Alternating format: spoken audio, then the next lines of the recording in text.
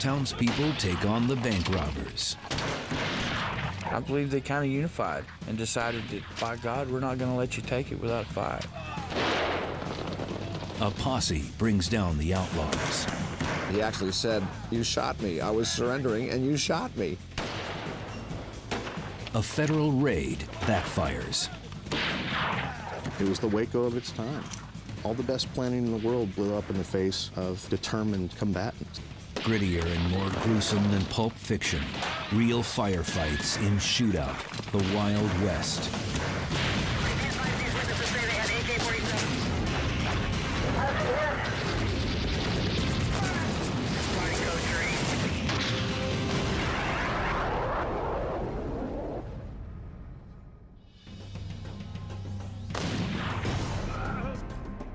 Savage, sadistic, often justified, Western shootouts reflect the high-pitched fever of an unruly frontier.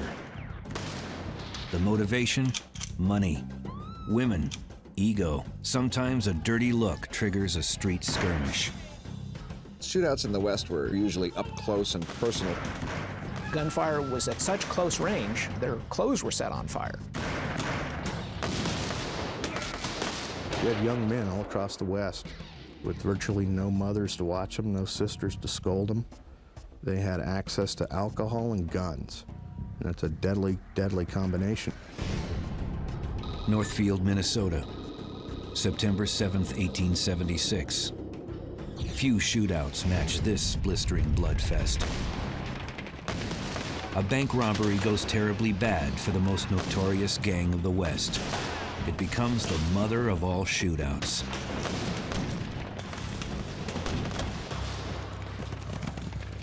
Robbing can be a vicious yet lucrative venture, if you know what you're doing. The James boys are soldiers of bad fortune.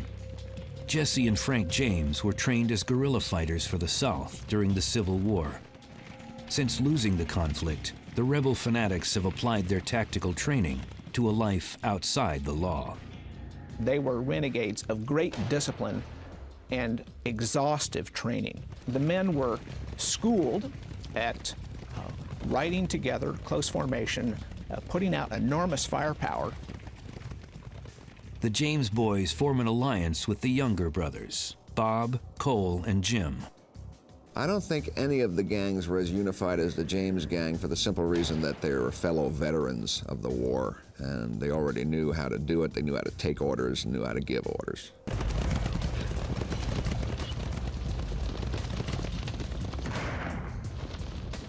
With Cole and Frank the leaders, the guerrilla group robs banks, stagecoaches, trains. Over a 20-year career, they recruit others into their crime syndicate, including Clell Miller, Charlie Pitts, and William Chadwell.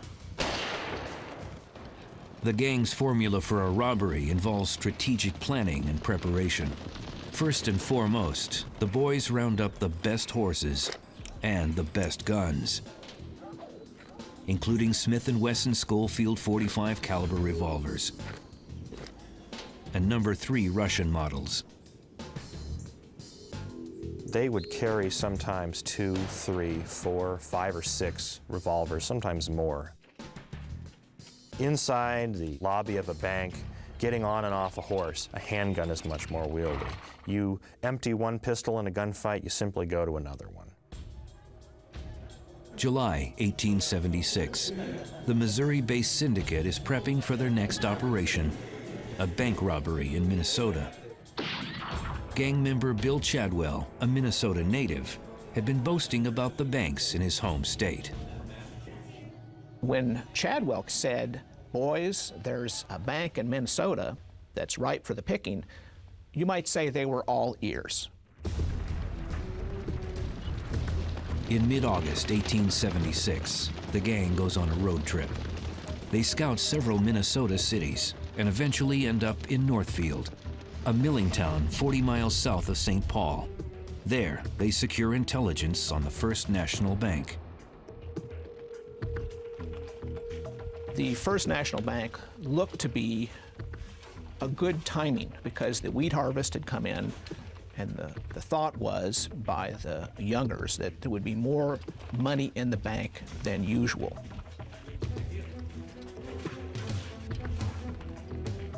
The gang also checks out the hardware stores to see how many guns are available. Northfield has several, but their supplies seem non-threatening. The gang strategically plots the operation. They will ride into Northfield in 3 groups. The first group will rob the bank. The second group will guard the bank entrance. If trouble brews, the gunman will fire 1 warning shot, a signal to abort the mission. The third group will guard the bridge, which is their getaway.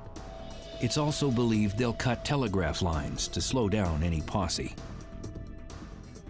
There was a lot more stealth involved. In virtually every one of their raids, they would have preferred to have just ridden in, taken the money, and left without firing a shot. It didn't always work out that way. One of the mysteries about the robbery at Northfield was where was the hideout going to be? Because this was very much a part of the James Younger gang's strategy, which was strike hard, strike fast, split up to scatter the posse, and then you would join, usually in some hidden valley where you would rest your horses and let the heat die down. 2 p.m., September 7th, 1876. After sharing a bottle of whiskey, the James Younger gang confidently rides into Northfield. They're all wearing identical white dusters. The white linen duster was really designed for gentlemen to keep their regular town coat or their vest clean. Also, it was a very good garment if you're hiding a firearm. As planned, the first group, consisting of Bob Younger, Charlie Pitts, and Frank James, crossed the Iron Bridge. They hitched their horses in front of the First National Bank on Division Street. Then they walked to the front of a dry goods store on the corner. The second group, Cole Younger and Clell Miller, ride up Division Street from the south. They will guard the bank entrance. The third group, Jesse James, Jim Younger, and Bill Chadwell, stop at the bridge. They will act as rear guards. Minnesotan Bill Chadwell will be their guide out of town. The second group is seen riding up to the bank. It's the cue for Frank James, Charlie Pitts, and Bob Younger to leave the dry goods store. The trio walks up to the bank and enters. Outside, bandits Cole Younger and Clell Miller notice their compadres carelessly left the bank door open. Cole gets off his horse right across from the bank in the middle of the street and checks his cinch. They gave him an excuse to stand there. Clell rides up and pulls the door closed.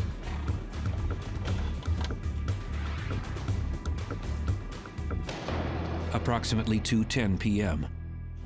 Inside the First National Bank, the 3 bandits order everyone down on their knees with their hands up.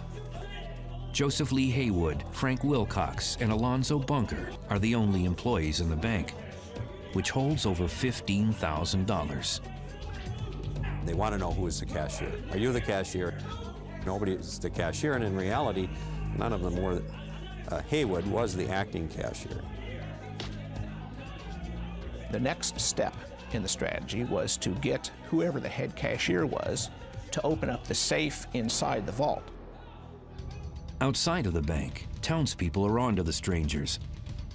The cocky commandos are riding fine saddled horses. Most folks from that part of the country drive wagons or buggies. Hardware store owner J.S. Allen has been watching the suspicious outsiders. He sneaks behind the outlaws guarding the bank and peeks in the window. Miller says the bank is closed and has a little fight with him and tells him to get the hell out of there and sends him off, which is pretty arrogant. It would have been a lot smarter probably just to grab him and put him in the bank with the others. J.S. Allen runs down the street hollering, "Get your guns, boys. They're robbing the bank." The bandits fire one shot. the first warning signal. Once a single shot was fired, they knew the routine. They knew that you start to hear gunfire, there's going to be a fight. All hell breaks loose. The docile town of Northfield is about to become a war zone.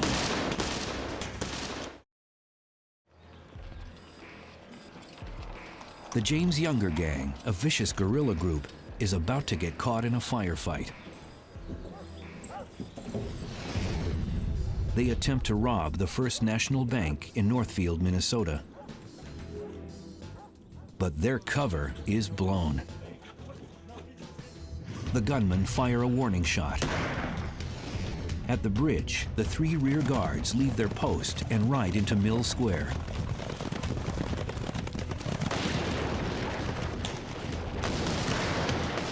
In military fashion, the rear guards terrorize the citizens. The outlaws thought they'd kick butt, but they didn't realize it was hunting season. The town is teeming with guns. Anybody that could get into their store or their neighbor's store, if there was a gun in there, they went in and got it. Once the shooting started, the citizens knew immediately, even under that great stress, who the bad guys were. These dusters were working against them. Citizens take up arms with vigilante vengeance. In front of the bank, citizen Elias Stacy takes the first shot. He aims and sprays birdshot at Clell Miller's face. The tide of battle turned, opened by Elias Stacy with birdshot. He sort of waved the flag that we will not surrender, and then the battle began. Hardware store owner A.R. Manning witnesses the commotion. Of those relative few that were so important at Northfield, one of them was A.R. Manning, an unlikely hero. Age 43, owner of a hardware store just around the corner. Manning put everything together very quickly. It's believed that Frank and Jesse had been in his hardware store possibly a week earlier when they were casing Northfield. It all comes back to him in a flash. Manning retrieves his rifle and a box of cartridges. He posts himself behind a staircase next to a corner building up the street from the bank. Clell Miller and Cole Younger still guard the bank entrance. The two bandits suddenly notice Manning and duck behind one of the horses hitched in front. Manning lowers his sights and fires. He mortally wounds the horse. Manning calmly reloads. In this kind of multi-gun shootout, gunfire is coming from every direction. You have to be a cool shooter, and that's what Manning was. You might say he was the man of the hour. Manning fires again. A bullet strikes Cole Younger in the hip. Henry Wheeler, a medical student who's home on vacation, grabs a rifle from his father's drugstore. He finds a sniper's post on the upper floor of the Dampier Hotel, directly across the street from the bank. Gets up to the Dampier house and draws a bead on Jim Younger and fires that first shot. Hits the dirt directly behind Jim Younger. I doubt that Wheeler has ever fired this weapon in his life.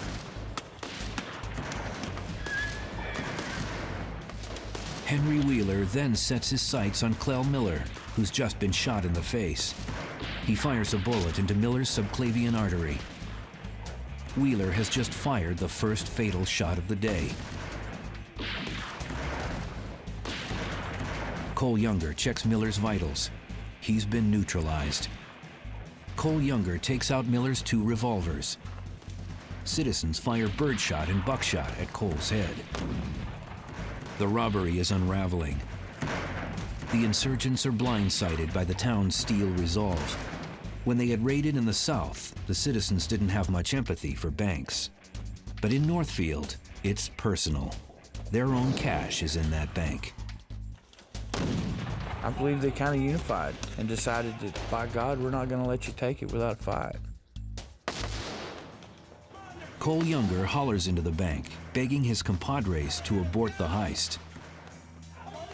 Inside, the three robbers demand one of the employees to open the safe. Bookkeeper Joseph Lee Haywood says the safe is on a timer and can't be unlocked. The bankers know the safe is not locked. It's closed, but the bolt has not been put in place. All they would have had to do really was pull it open. Whether you're talking a military plan or robbing a bank, everybody's got a plan until things change. What do you do when the bank teller won't open the vault or the safe?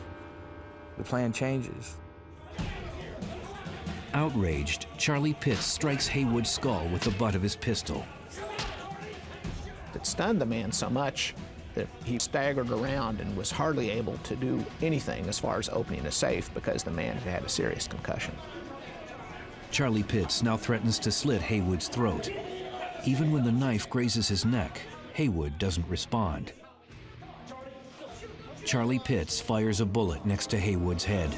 Even that threat doesn't work. The bank employees still think they can outsmart the robbers because they reek of alcohol. They were basically three drunks acting like three drunks. The bank employees were braver than I would have been. I would have just given them the money. Bob turned to Bunker and asked for the cash box outside the vault. Bob began to load nickels into a bag and finally realized how ridiculous that was. Employee Alonzo Bunker makes a run for it. He darts past Wilcox and crashes through the back door. Charlie Pitts fires 2 shots. The second hits Bunker in the shoulder, but he manages to escape. On the streets, the shootout intensifies. Now, Manning draws a bead on Bill Chadwell. His bullet rips right through Chadwell's heart and knocks him out of his saddle. He's terminated. Angered and frustrated, Cole Younger again yells to his compadres inside the bank that the townspeople are shooting them to pieces. Cole Younger was just about everywhere. At the north end, going to the door of the bank, telling them to come out. He was repeatedly on the very south end. On the south end of Division Street, Swedish blacksmith Nicholas Gustafson emerges from a saloon. He hears all the commotion, but doesn't understand English. As the firefight rages, a ricocheting bullet allegedly fired by Cole Younger penetrates the Swede's skull. He's mortally wounded. Inside the First National Bank, the 3 robbers give up. They exit with only $26.70 that they collected from the counter. Frank James, the last robber to leave, turns and leaps upon the cashier's desk. He aims at Haywood, who's still dazed from the pistol whip. It seems like such a vengeful act. Unless he was going for a gun, it's unlikely he was going for a gun. The James family has always maintained that Haywood was going for a concealed pistol. I think that's a very convenient excuse. 3 of the bandits thought they faced opposition in the bank, but when they exit, they enter a war zone. Now the outlaws fight for their lives. 2 of the gang members are already dead, and 2 civilians are also slain. 3 of the robbers exit the bank basically empty-handed. On the streets, they enter a firefight. From windows and alleys, townspeople shoot at will. Bob Younger darts up the street. Citizen A.R. Manning is still hunkered down behind the staircase up from the bank. Now, Bob Younger is running towards him. A one-on-one gun battle ensues. The witnesses talk about Manning trying to come out to get a shot at Bob, and Bob coming out to get a shot at Manning. At the same time, we've got Wheeler almost directly across the street. From his sniper's post, Wheeler sees Bob Younger and A.R. Manning exchanging fire. Wheeler aims and strikes Bob Younger's right arm and breaks his elbow bone. Unfettered, Bob Younger moves his pistol from his right hand to his left. Bob executed the border shift, which is he was hitting one arm and he immediately tossed the gun into his other hand and kept firing.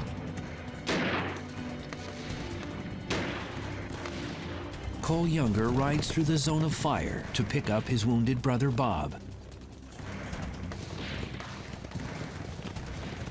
Manning runs around the building to take Bob Younger from behind. But by the time he circles, the outlaw has fled.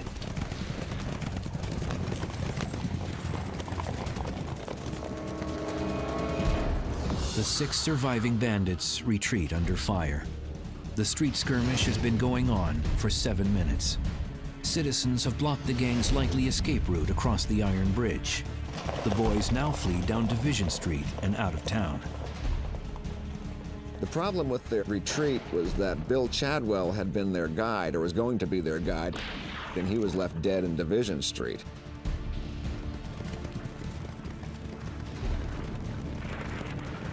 Gunshot wounds hamper the fugitives, particularly the Youngers.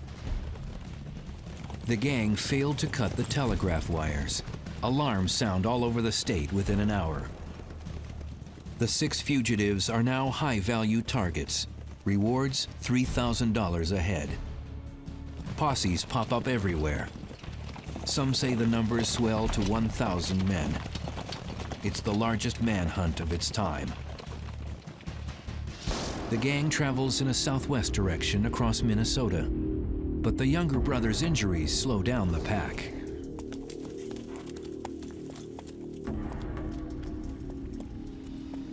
At Rush Lake, the gang splits up. Jesse and Frank continue northwest to South Dakota. The Youngers simply pointed out to the James boys that they could make better time because they were not as shot up as the Younger boys were. And Charlie Pitts elected to stay with the Youngers, which turned out to be a mistake on Charlie's part.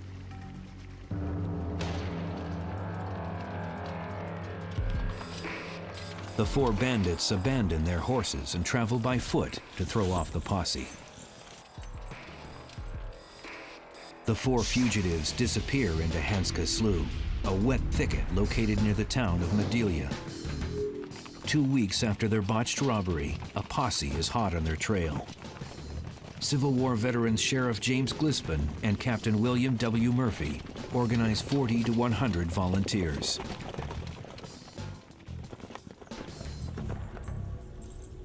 The Youngers and Pitts were finally run to ground in a thicket. They were surrounded by a large posse, but only 7 men in this posse had the nerve to volunteer to go into the thicket after them.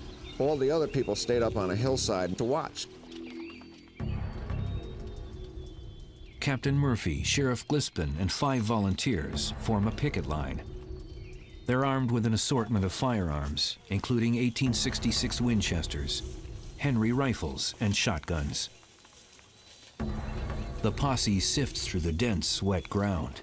Their orders: only shoot if fired upon. The posse comes within feet of the bandits. Things were confusing in the thicket because of the heavy brush and the heavy undergrowth. The 2 groups got pretty close to each other before the outlaws opened fire and the lawmen returned a withering fire.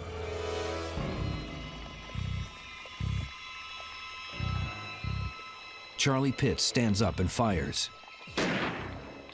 Sheriff Glispin drops to one knee and shoots back. Charlie Pitts is struck in the chest.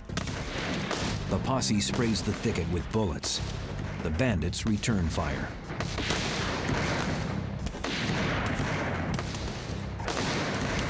One posse member receives a bullet through the wrist, which exits through the elbow of his shirt.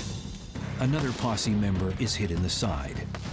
The heated gun battle endures for an hour. Finally, the outlaws surrender.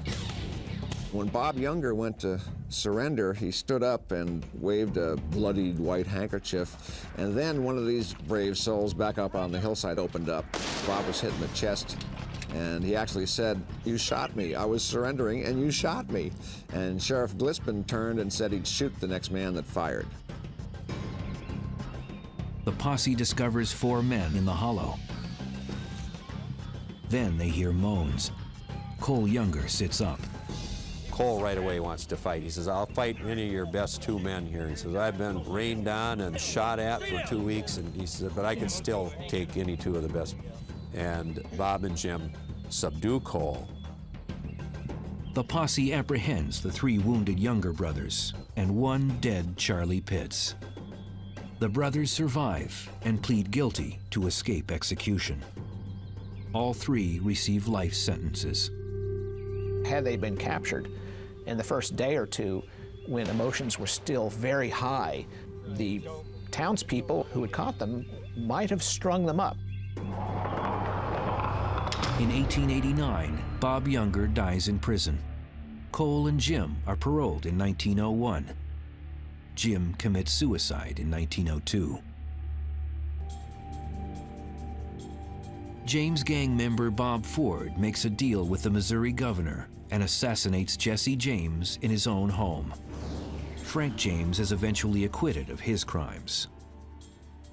And it's really kind of ironic that Frank, James, and Cole Younger, who are generally credited for the 2 deaths in Northfield, that those 2 men lived to a ripe old age.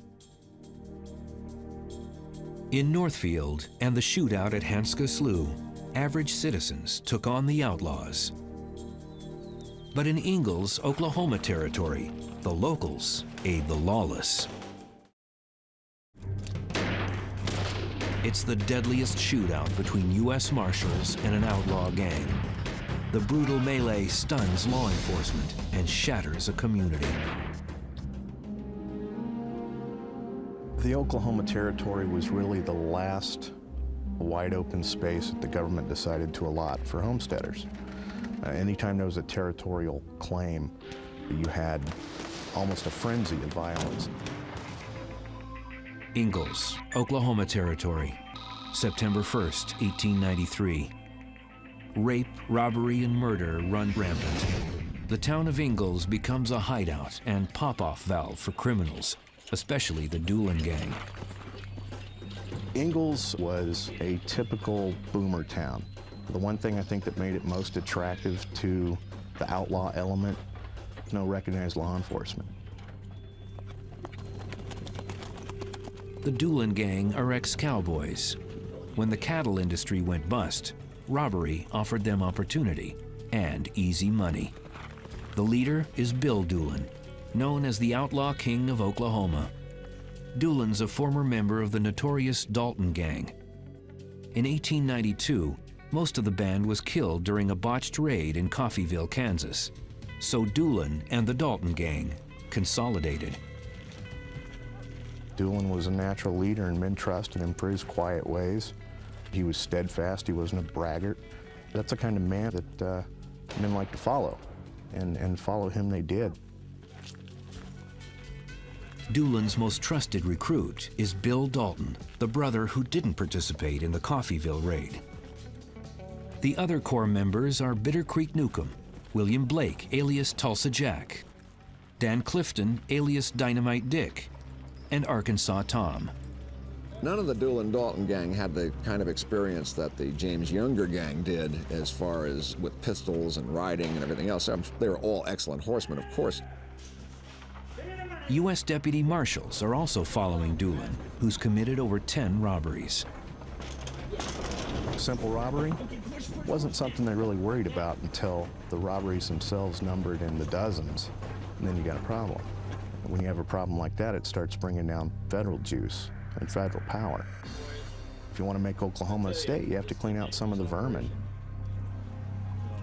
The lawmen want to liberate Ingalls by snuffing out its nest of vipers, namely the Doolin gang. Deputy Marshal John Hickson recruits a posse. Many lawmen refuse to sign up. They fear it's a suicide mission. There were other lawmen that did not want to go there because they wouldn't have expected to, survive. Hick Thomas, who is a noted and brave lawman, no doubt about it, refused to go on this mission to Ingalls because he said it was a, quote, fool's errand, unquote, and he was right. County officials also try to deputize citizens to dispose of the bandits. But the folks in Ingalls refuse to hand over the gang. They drank with them, they played cards with them, they sold them goods and services, and they invited them into their homes. I don't think the people of Ingalls ever thought good or bad until that fateful day. Deputy Hickson sends 2 men on a reconnaissance mission to Ingalls. After weeks of surveillance, the 2 spies feel they've secured enough intelligence on the gang. They were spending their money on whiskey and cards. They were playing poker at all hours of the night, so there was no indication that these men were going to do anything other than hang out in Ingalls and probably be stone drunk by the time law enforcement got there. August 31st, 1893. 2 posse wagons concealing arms, ammunition, and 13 marshals are to rendezvous in Ingalls by nightfall. Their strategy? Presumably to suppress the bandits at their watering hole, the Ransom Saloon. So the plan was to cut them off, choke them, keep them from getting out of town, round them up, and bring them back to Guthrie. Nightfall, Stillwater, Oklahoma. 1 posse wagon leaves for Ingalls. It's transporting 7 marshals.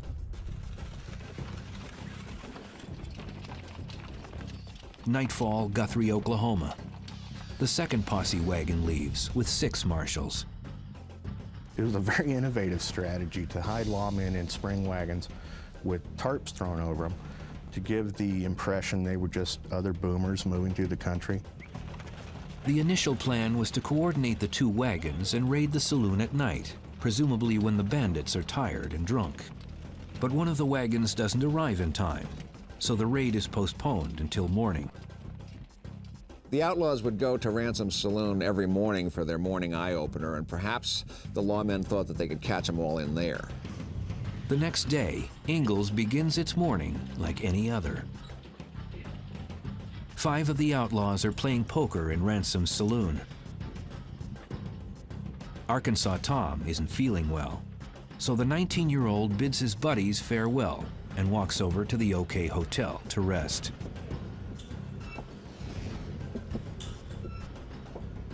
The Guthrie posse wagon enters unnoticed at the southeast end of town. At the north end of town, the 2nd covered wagon approaches. Disguised as a hunter, lawman Dick Speed asks local Bob Beal to recommend a restaurant. Beal says there's grub at the OK Hotel.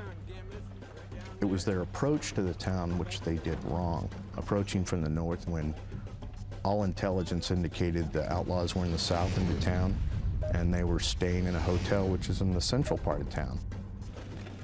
The 2nd wagon then travels east down First Street. The 6 posse members jump off and scatter.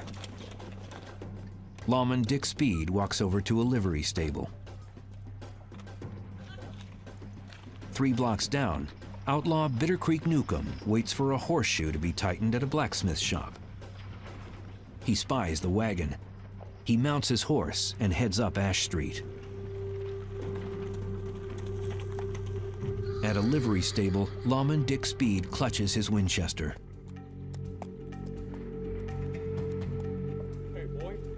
He motions over to 14-year-old Del Simmons.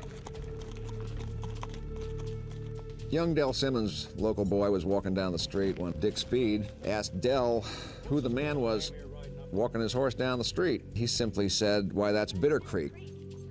Said it in a voice so loud that Bitter Creek could hear him. Lawman Dick Speed and outlaw Bitter Creek lock eyes and raise their guns. The lawman gets the first shot.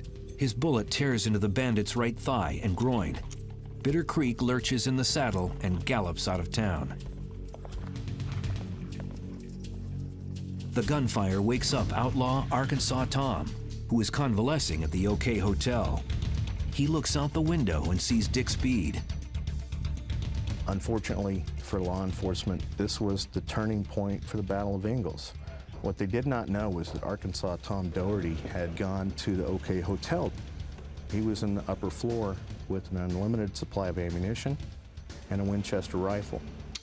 and he had inadvertently stepped into one of the saving graces of warfare. He had an elevated position and an unlimited sight. Arkansas Tom leans out of the second-story window and fires 2 rapid shots. Lawman Dick Speed falls dead. And this really set off a chain of events. Del Simmons, who alerted Lawman Dick Speed about Bitter Creek, darts for cover.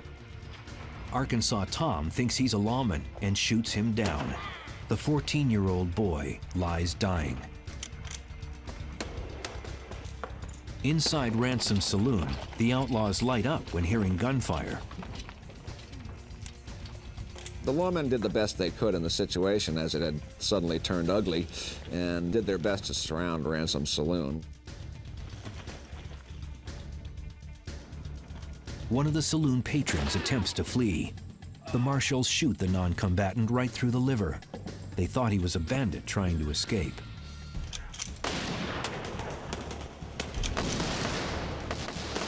The saloon becomes a strike zone. I think there was an equal mix of fear and confusion.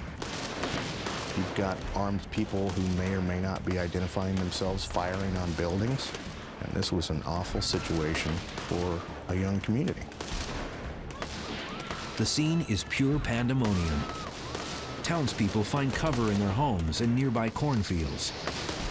The actions of the citizens in Ingalls were dramatically different than those in Northfield.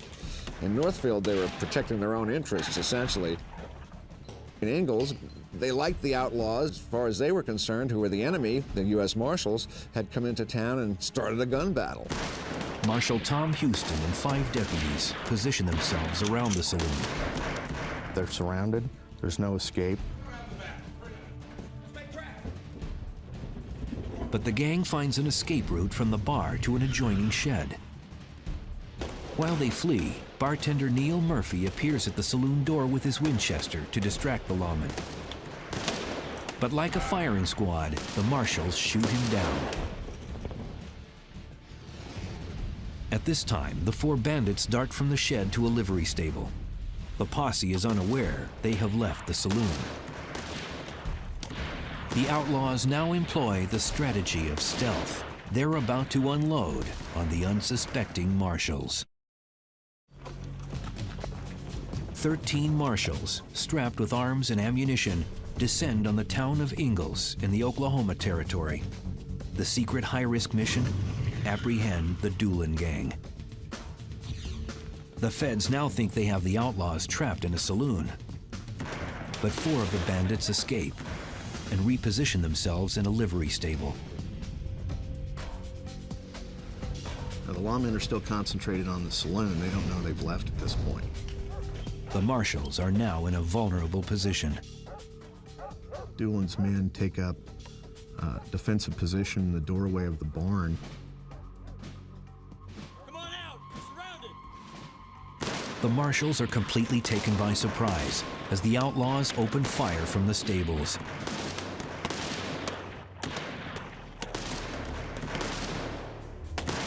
From his sniper's post, Arkansas Tom has an open field of fire. He draws a bead on Deputy Tom Houston, who's now hunkered down near the granary. His bullet penetrates Houston's left side and bowels. He's mortally wounded. While the marshals try to reposition, the 4 bandits charge out of the stable on horseback. They're trying to reach a gully of sorts where they can get out of the line of fire, and they come to a barbed wire fence. At this time, the lawmen lay down just a deadly wave of bullets. Officer Leif Shadley shoots Bill Dalton's horse in the leg. Dalton and the horse fall to the ground.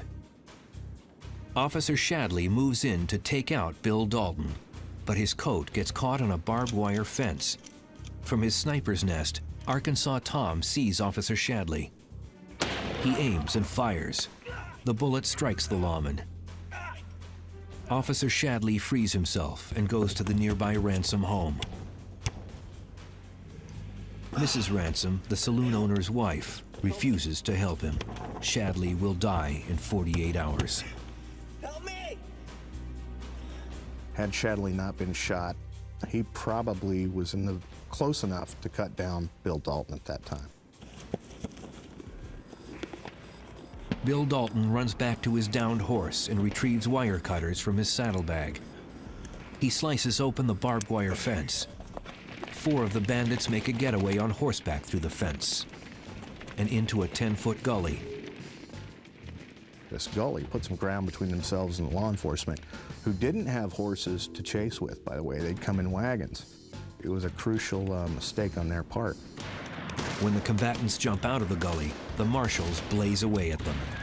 Outlaw Dynamite Dick is shot in the neck. He tumbles.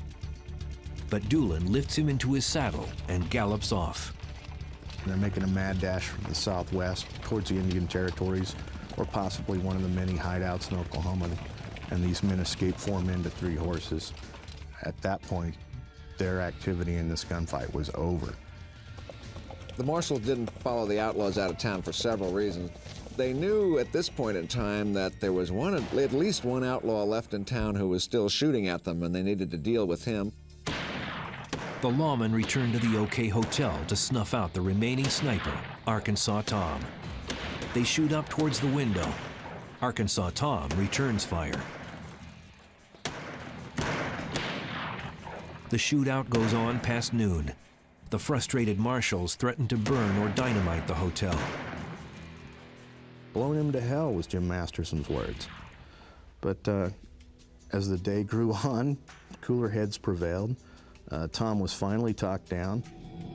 2 p.m. The shootout and standoff have been going on for nearly 6 hours. The marshals allow Arkansas Tom to surrender to Preacher John Perry. He's spared death by hanging for a 50-year sentence. A live witness was better than dead. He could give a better indication where Doolin was headed, which ultimately, information was key.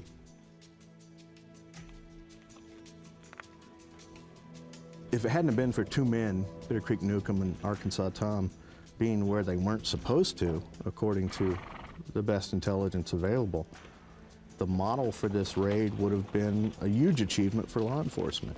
Unfortunately, it turned into a travesty. The mission to snuff out the Doolin gang is a failure. 3 lawmen and 2 citizens are dead. It was the Waco of its time. All the best planning in the world blew up in the face of determined combatants. As for harboring, aiding, and abetting the outlaws, no citizen is ever charged. Any attempts to prosecute any of the citizens for aiding and abetting the outlaws were not very well received because nobody in Ingalls would testify against anybody else. Lawmen aggressively hunt down the fugitives. Within 3 years, they will kill the remaining members of the Doolin gang. Regardless of their scope, most Western shootouts end with collateral damage. Lawmen and innocent bystanders are laid to rest. Outlaws are photographed and propped up for display. We have a tendency to see violence so quick in television or in movies, we don't really see the prolonged effects. You know, families that are forever changed by a very violent affair, young people killed and maimed, you know, that has a lasting effect on people. The survivors are often pardoned or celebrated. How could they maintain this image of being romantic heroes when innocent people were getting killed? Despite the carnage and cruelty, or whether good prevailed over evil, Western shootouts still hold a morbid fascination. Hollywood continues to mythologize these firefights. However, the grim reality of them lives on.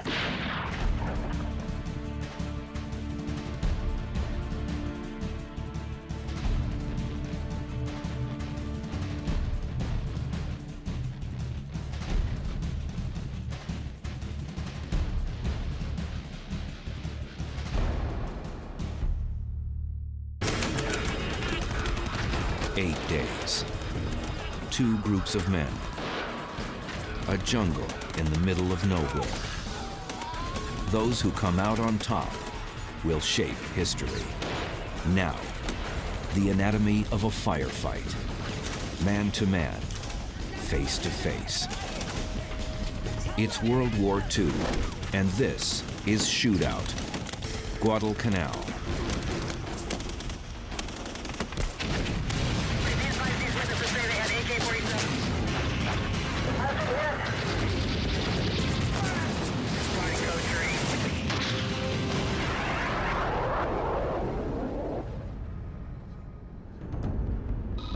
Guadalcanal, 1942.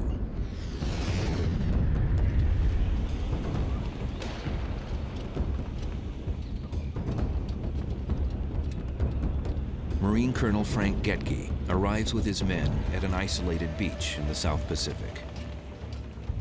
They are 75 yards from the mouth of the Guadalcanal River on the island of Guadalcanal. Getke is an intelligence officer. Sketchy information leads him to believe there may be Japanese in the area, willing to surrender. His 25-man patrol is here to find out.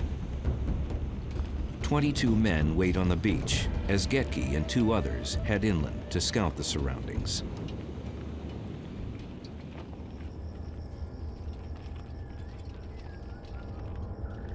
They're yards inland when the metal starts flying. A bullet crashes through Frank Getke's skull. The Marines on the beach are also under fire. Their commander is down in the jungle, and they face the fight of their lives in a malaria-ridden hellhole half a world away from home.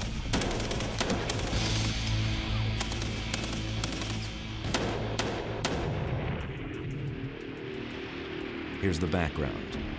5 days earlier, 11,000 Marines had landed on Guadalcanal. A nearly complete Japanese airfield is a serious threat to the shipping lanes between Hawaii and Australia. The Japanese airfield must be taken. Operation Watchtower, as it is called, meets almost no opposition. Of the 2,600 Japanese on the island, most are construction troops, not fighters. They vanish into the jungle. 2 days after the Marine landings, Japanese warships attack the American fleet around Guadalcanal. Navy ships supporting the Marines are forced to withdraw before all their provisions are unloaded. The Marines are left high, dry, and undersupplied. The Marines are always asked to do more with less. It's classic. They are given the least amount of equipment, not necessarily the best equipment, but are always tasked with one of the most difficult missions, and they always overcome usually incredible odds. On one side, the American Marine. He's barely more than 18. Chances are he's a fresh recruit, but highly trained. On the other side, the Japanese soldier. He's in his 20s. He's probably seen heavy action over the past 3 years. He knows the terrain and lives by the Bushido code of fighting to the death. The Japanese that were sent to Guadalcanal had had previous experience in China and in the Philippines. They had fought an enemy, they had been victorious, they were extremely confident because nothing had stopped the rush of the Japanese Empire up until Guadalcanal. The Marines viewed themselves as the elite fighting force in the American forces, and the Japanese referred to themselves as elite fighting force in Asia. So you couldn't have a better slugfest at Guadalcanal than the Marines against the Japanese. Marine Colonel Frank Getke has just dropped. Getke's 2 companions book it back to the beach, one of them wounded.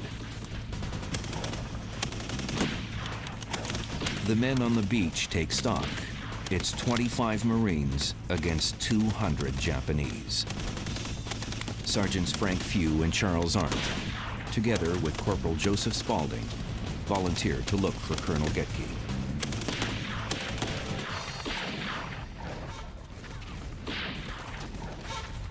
They head into the jungle, where they find their commander's body. They remove his insignia and wristwatch so the Japanese will not know his rank. Few, Arndt, and Spaulding head back toward the beach, knowing the Japanese could be anywhere. It was very close quarters in there. You couldn't see a thing. Suddenly, Few was stabbed in the hand and thought that it was one of his own men that had inadvertently stabbed him. So he screamed out, "What's the password?" This Japanese gashed Few across the shoulder and into the arm. At that point, he grabbed the rifle, took it away from the Japanese assailant, and bayoneted him with his own rifle.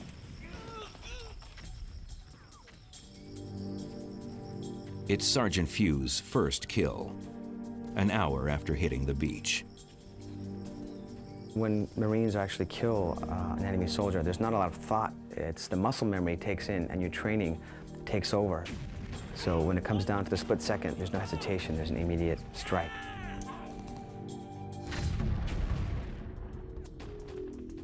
Sergeant Few is just yards from the beach when he spots another Japanese. This time, it's a sniper. He's hiding in a tree. Few tries to pick him off, but the rising submachine gun he carries doesn't fire. It's jammed. Corporal Arndt joins Sergeant Few and gives him a .45 caliber pistol. Few fires 7 times, emptying the magazine. If you can hit a sniper in a tree with a .45, you're a pretty good marksman, especially at night. If you're a sniper in a tree, you get hit with a .45, you're going to feel it. Whether you hit in the leg or the arm or the shoulder, a .45 is going to knock you right out of that tree.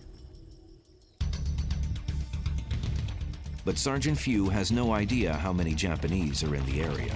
He could be attacked again at any time. He frantically tries to clear the jam in his submachine gun, but can't get the magazine to feed. The Rising will fire only 1 shot at a time.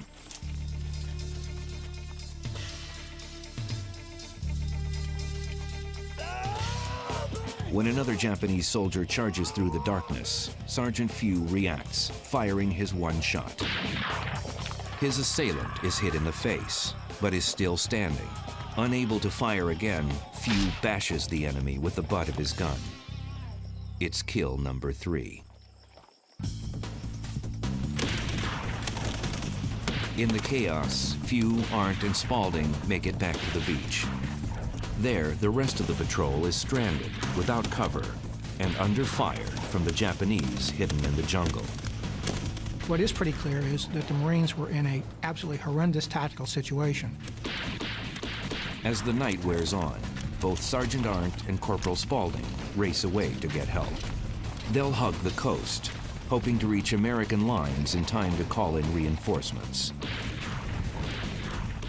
Over the next 6 hours, 22 Marines are killed.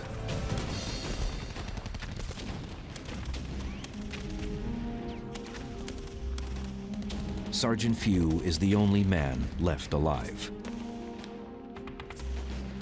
To his front are Japanese guns. To his back is the ocean. If he doesn't escape, he'll die.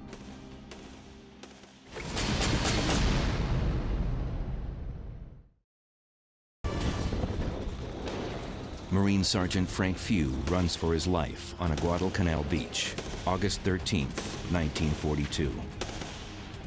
22 of his comrades lay dead on the sand after a night-long shootout with up to 200 well-concealed Japanese. Few is the last man standing, and his only hope is to swim back to American lines. The Japanese advance onto the beach, shooting at Sergeant Few in the ocean. He is forced to dive and zigzag to dodge the bullets. As he glances back, he sees flashing swords above the Marines' bodies. Sergeant Few reports that the Japanese were mutilating the dead bodies. Now, this is not uncommon to either side, the Americans or Japanese.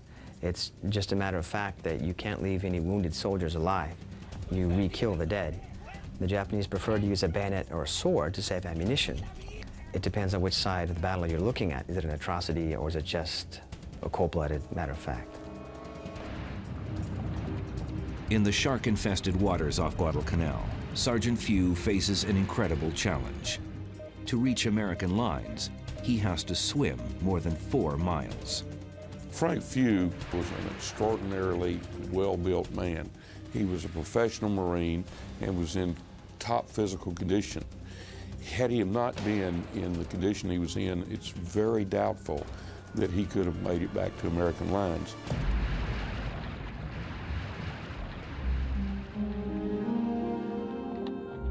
The Japanese have won round 1 at Guadalcanal. It'll get worse. In mid-August, Japan uses a narrow sea lane nicknamed the Slot to carry 6,000 combat troops to retake Guadalcanal. With United States Marines facing soldiers of Imperial Japan, each foot of ground will be the scene of bloody shootouts between the finest soldiers of each nation. It was kind of a perfect match in many ways. It was their best against our best.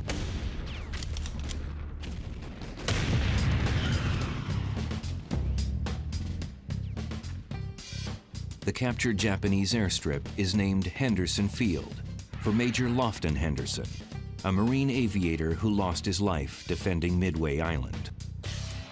Construction crews rush to ready the runway for American planes. The field is the single most important spot on the island. Phase 2. Here's the setup. The Marines are stationed in a 10-mile defensive ring around the airfield, but Guadalcanal is 90 miles long, and the Japanese have plenty of room to land troops. Their strategy? Stay hidden.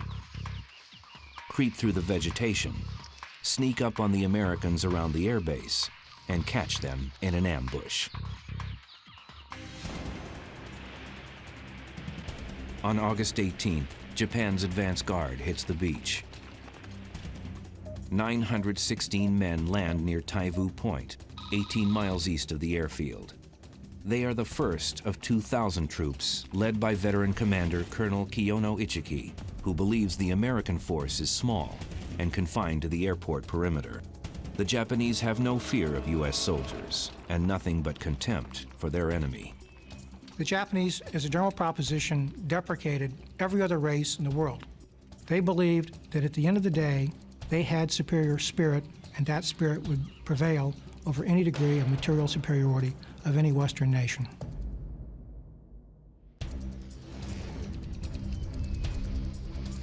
It all begins the next day. Marine Captain Charles Brush is leading a patrol near Coley Point, 8 miles east of Henderson Field. He's heading for an orange grove, hoping to add fresh fruit to their meager rations. He and his men don't know they're on a collision course.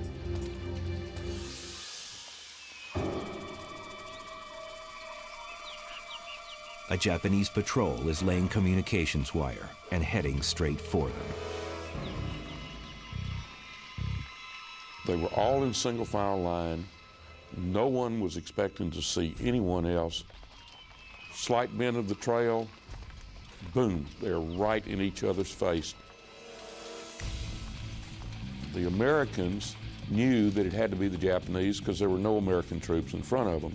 The Japanese, on the other hand, hesitated for a moment because they thought that they had run into other Japanese troops.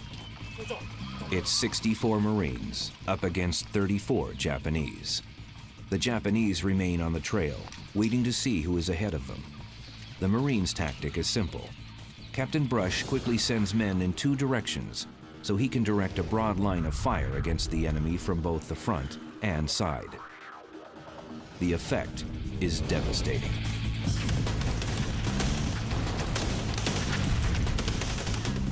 The Japanese are outmaneuvered and outgunned. They have no automatic weapons, while the Marines have the BAR, the Browning automatic rifle. The weapon is a light machine gun, firing from a 20-round clip. Quick to load and fire, it suppresses targets easily. The Japanese were decimated within just a few moments, leaving 31 dead on the field with 2 or 3 escaping to tell Colonel Achiki what had happened. 3 Americans are killed in the 30-minute shootout. The engagement alerts Marines to the amassing of Japanese in the area. A major battle is less than 2 days away.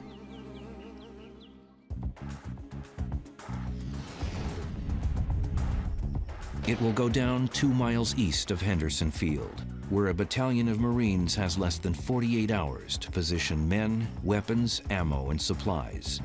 They set up along the Ilu River. U.S. maps misidentify it as the Tenarue River, and so the coming fight will be known as the Battle of the Tenarue. The Marines are dug in on one side of the Ilu.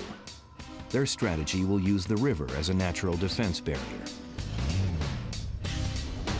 The battalion of 800 Marines is outnumbered by 100 Japanese. Here's the battleground. 900 Japanese are heading west, across a sandbar, an easy crossing point, where the Ilu River is hardly a trickle as it tapers into the ocean. The Marines are set up on the west side of the river, and their guns are aimed straight at the sandbar. It's an ambush made just for the enemy. At 3 a.m. on August 21st, 1942, the Japanese fall into it. The first time that they knew that they were in trouble was when they actually started tripping over the single strand of barbed wire that was on the American side of the river. When they started tripping, the Americans opened up and the whole sandbar became a living hell for the Japanese. But the Japanese return fire, regroup, and storm ahead. Directly in their path are 3 Marines in a single machine gun pit, positioned in the middle of the defense line west of the sandbar. Now, these Marines face a series of bayonet charges that seems unending.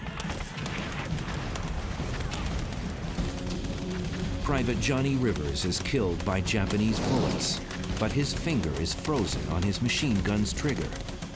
After he dies, Rivers fires 200 more rounds into the advancing enemy. His buddy, Sergeant Albert Schmid, takes over the gun. Corporal Leroy Diamond feeds the ammo belt. But then, Diamond is wounded, unable to load.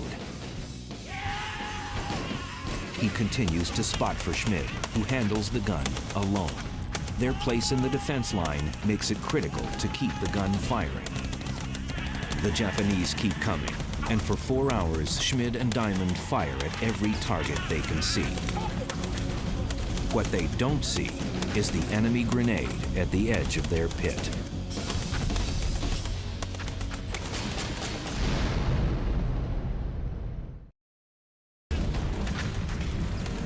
At 4 a.m. on August 21st, 1942, Marine Sergeant Al Schmid fires against attacking Japanese at the Ilu River on Guadalcanal.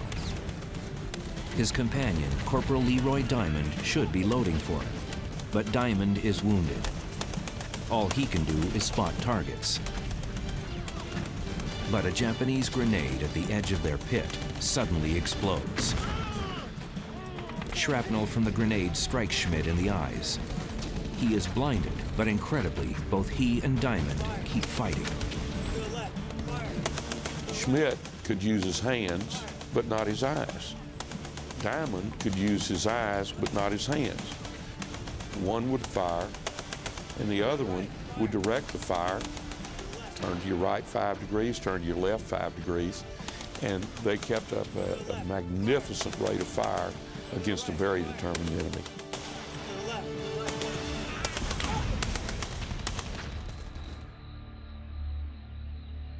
11 hours later, it's over.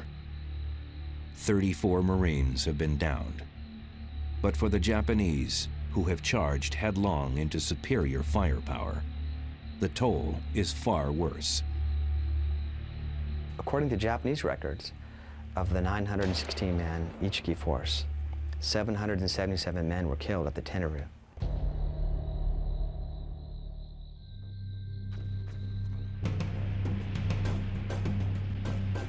Phase 3 of the Guadalcanal campaign will gear up over the next 3 weeks as the Japanese secretly send 4,000 more troops to attack the Americans.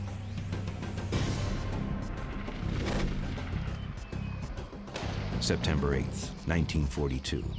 300 Marine raiders are on patrol under Lieutenant Colonel Merritt Edson.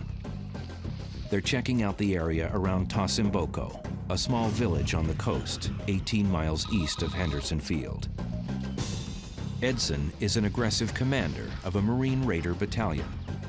His men have already been fighting hard, but they know they're in for more when they see him head up to Guadalcanal's Marine Command Post. Edson always went up there because he was up there looking for jobs for us. Every time we seen him going up there, we knew he was going to come back with something. So this time he did.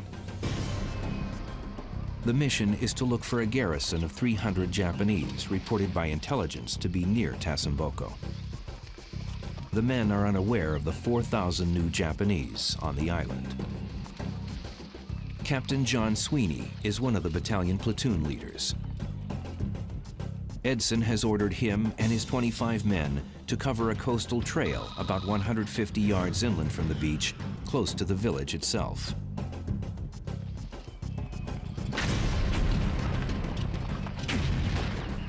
The move forward was stopped very quickly when an artillery piece that we hadn't seen with a crew of 2 or 3 Japanese were firing at us point-blank range. Japanese shells fly just over the heads of Sweeney's men. With no machine gun nearby, Private Andrew Claynott takes the initiative. He is armed with nothing more than his rifle. Well, when he obviously saw that we weren't getting any automatic weapons fire, I have to give him credit to take the action that was necessary because he was a good shot.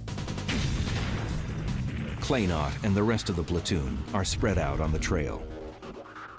The Japanese gun is among a band of bushes and trees 100 yards away toward the ocean. For a piece of artillery, that's point-blank range.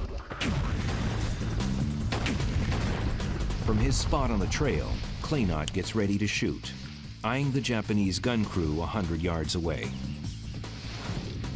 He adjusts the well-calibrated sights on his weapon, a Springfield .03 rifle that many would consider antiquated. At this time, all the Marines on Guadalcanal are equipped with the .03 Springfield. The M1 Garand has been around for years, but the Marines typically don't receive the best equipment. Claynott's Springfield is now the only weapon aimed at a Japanese artillery piece, threatening an entire Marine platoon. I didn't tell him to start firing, but he did on his own, moved up and saw the opportunity because he could see the people and he was able to fire. And some of the others, I'd have to say, weren't firing because they didn't want to get fired back at that time. He crawled forward and fired 3 or 4 shots at the most, and he got all 3 of the crewmen that were on the weapon.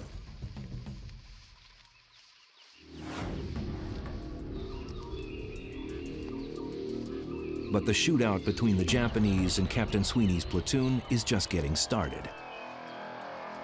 Dead ahead, a Japanese machine gun nest opens up on Sweeney's men.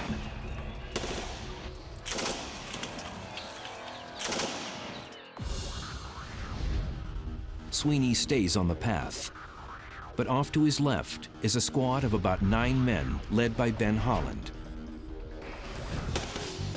Sweeney uses hand signals to tell Holland to take his men and circle around the enemy machine gun, a simple and basic tactic. The Japanese firepower is aimed at you, and so you send a squad of men around the left or right flank to hit the Japanese from the side to cause confusion. It's what all armies do. He began moving, and when I saw him moving in the direction that I had hoped, I began crawling forward to get a better feel for where the gun was located.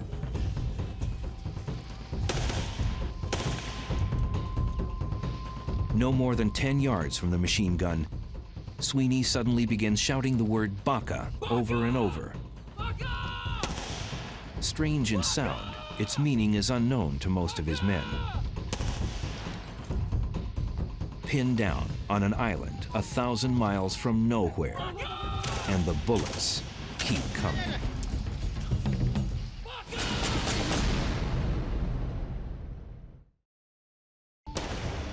Marine platoon leader Captain John Sweeney is shouting at Japanese machine gunners, hidden in a Guadalcanal jungle.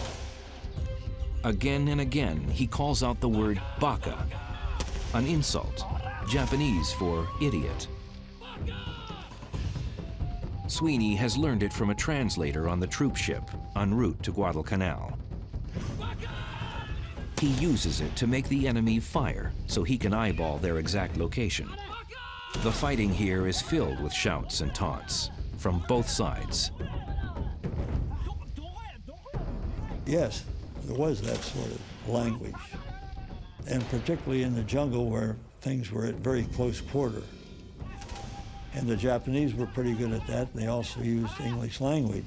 The Marine be dead tomorrow, or pronounce Malin be dead tomorrow. Words like that.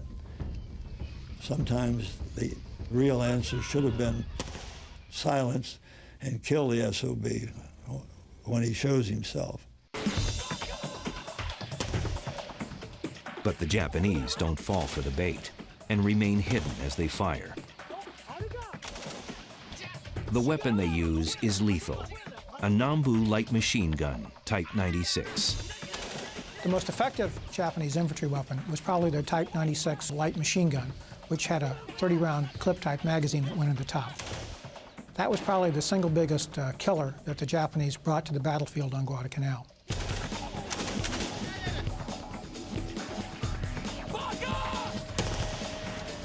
By shouting at the Japanese, Captain Sweeney becomes a decoy, so he can help Sergeant Ben Holland and his squad, who are circling toward the enemy from the side. I was trying to draw his attention in my direction, which was not where Ben Holland and his squad were crawling through the jungle. And it very quickly came to mind the tactic of keeping them occupied, and they kept occupied. Every time they heard the voice, they answered. The only thing between Sweeney and the Japanese machine gun is a single tree. Fortunately, I was lined up behind the tree where the angle was perfect. Just a few inches or maybe a foot one way or the other, and I'd have been shattered by the fire because I could see the bullets hitting all around me. The shootout ends when Ben Holland's squad suddenly hits the Japanese from the side.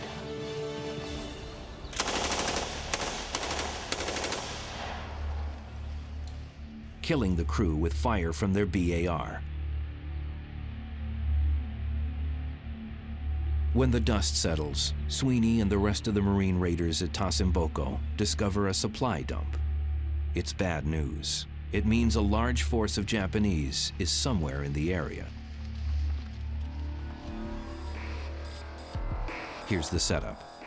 The Japanese are already on their way inland, marching along a coastal trail. The route will take them across Guadalcanal's terrain. They'll end up in the island's interior, where they'll strike at a high ridge that leads directly to the all-important Henderson Field, 1,700 yards away. Here, Lieutenant Colonel Merritt Edson's battalion, made up of Marine raiders and parachutists, hastily dig in during the day for the battle, expected at night. For the Japanese finding their way through the dense jungle, this is the logical place to attack. If you've never wandered through a jungle area, you probably cannot begin to grasp just how difficult it is to maintain something as simple as a direction of march. The ridge that came to be called Edson's Ridge was a godsend because it provided a perfect avenue of approach aimed exactly at where the Japanese wanted to go. It's 4,000 men of the Kawaguchi Brigade against 800 Marine raiders and parachutists. Gearing up was kind of easy because it was quite obvious. Either we win or we lose, and we can't afford to lose. But Marine lines are dangerously thin, and Edson's men will be severely tested. The key factor here is that his men had gone without rest virtually for 4 days. They were worn out. They were scattered so thinly, you would have a foxhole with 1 or 2 guys in it, then you might skip 20 feet and have another foxhole with 1 or 2 guys in it. But the Japanese are also hit hard. They've lost supplies in the Tassimboco firefight. They are forced to leave behind artillery in the trek through the jungle. The Japanese commander's words are crystal clear. Rout, stab, kill, and exterminate the enemy before daybreak.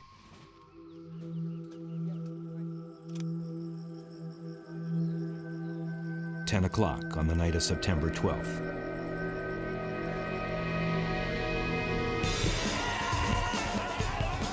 The Japanese charge headlong up the sides of the steep ridge.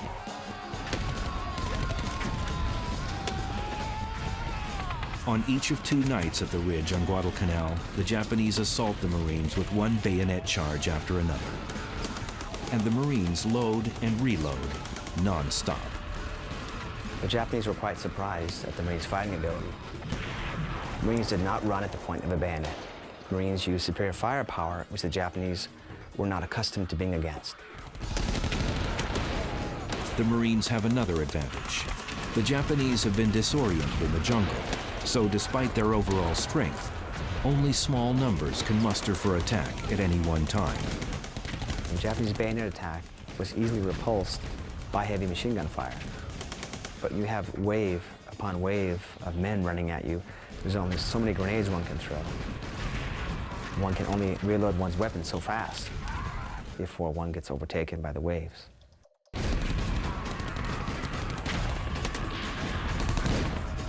In some places, Marines retreat, but they fight every inch of the way.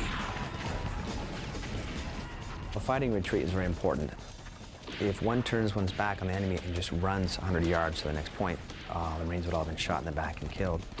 So the Marines grudgingly gave up ground by firing, running back, and hopping over each other. So there's continuous fire on the Japanese. There's always a group of men firing and a group of men running so that you can retreat and keep the enemy at bay. Japanese attacks are focused on one side of the Marine defenses. Down the line, where there is little action, men find waiting almost as hard as fighting. And we were up all night, and all we could hear to our right was the shooting, the yelling, the screaming. And you lay in your foxhole, you want to look straight ahead because you don't know when somebody's going to pile in on you. And that's the one thing that I remember the most. And it was horrendous. But the Japanese keep up the pressure. The bayonet charges continue without end, and the Marines wonder just how much their lines can take.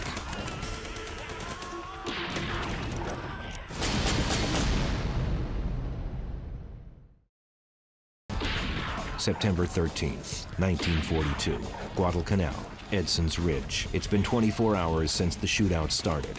Japanese troops charge up a steep hill to dislodge American Marines defending the ridge. The Americans were on a hill with about a 40-degree angle. It was steep enough where they didn't have to throw grenades. They could actually just roll them down the hill right into the Japanese formation.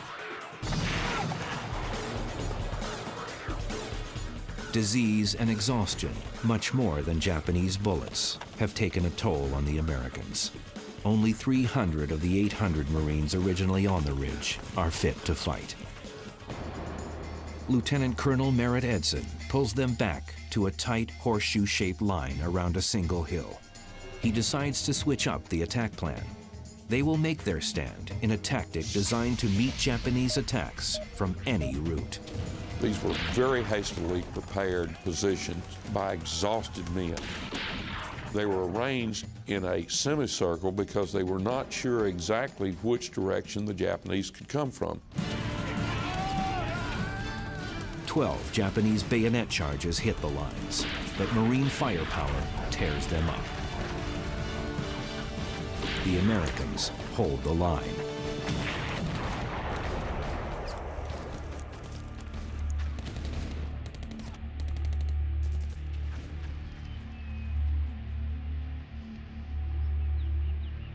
By daybreak, 31 Marines have lost their lives.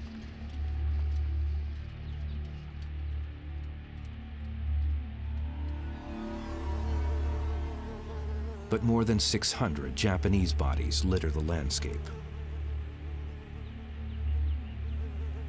Edson's Ridge will later become known as Bloody Ridge.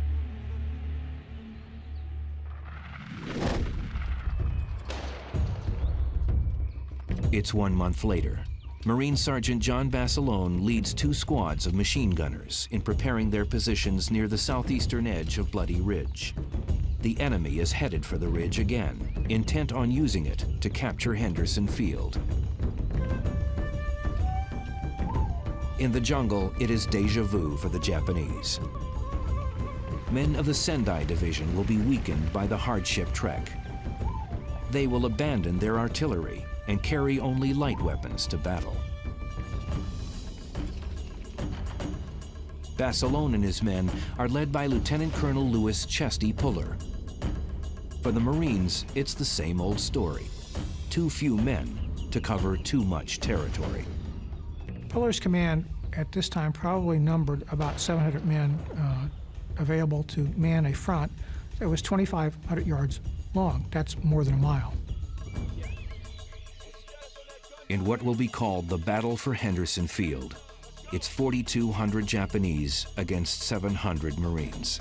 The Americans will be reinforced with 700 Army reservists, but remain outnumbered by the Japanese 3-1. They knew that to give ground was to die. They knew that to turn and run was to die. They had no choice except to fight or die. The story of Sergeant John Basilone and his machine guns exemplifies the way the Marines endure against overwhelming odds. John Basilone was basically a well-trained foreman whose particular job happened to be running heavy machine guns. He knew everything about those guns, how they operated, what to do when they were jammed. Each of Basilone's squads operates 2 Browning M1 water-cooled heavy machine guns. The tactic they employ is to aim one gun to the right while the other aims to the left. This creates a fixed crossfire, a wall of bullets, to cut down any advancing enemy. A line of barbed wire will slow the Japanese down 20 yards ahead of the guns as the crossfire hits them. The Marines hang tin cans filled with stones or shell casings to act as alarms when touched by enemy troops at night. –